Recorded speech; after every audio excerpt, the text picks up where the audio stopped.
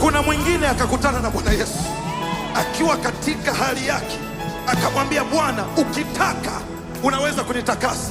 Yesu akamjibu akamwambia, nataka takasika. Kwa nini anataka takasika? Kwa sababu yeye ndio hiyo ahadi. Lakini ukisoma Biblia utakuja kugundua kuna ahadi nyingi ya ufufuo inatokea. Siku moja Lazaro akafa, Yesu akaenda msibani. Watu hawakujua ni kitu gani kinatokea msibani.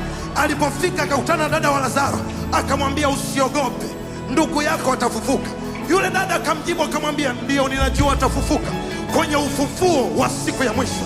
Lakini Yesu akamtazama akashangaa, akasema, siongelei siku ya mwisho, ninaongelea leo, kwa sababu mimi ndio huo ufufuo na uzima.